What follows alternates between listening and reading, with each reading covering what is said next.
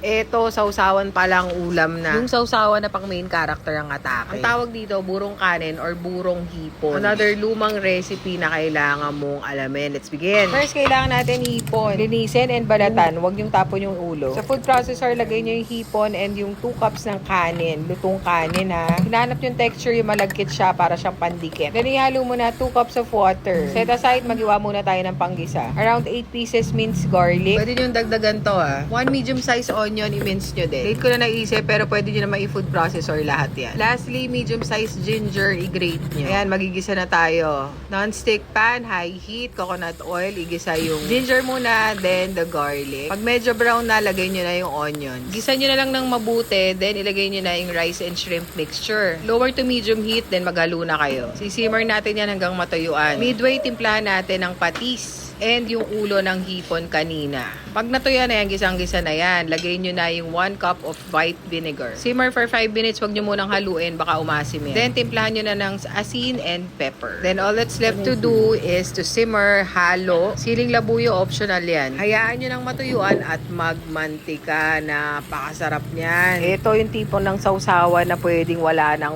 ulam. Yung siya lang sapat na. Masarap to sa mga fried fish or inihaw. Syempre, hindi mawawala yung mustasa. Babalot mo siya sa mustasa, tapos lalagay mo ng kahit anong kapartner niyan. Yun, napakasarap. Lasa nito naghahalong asim, alat, at linamnam. Pag nag-enjoy kayo, comment burong kanin.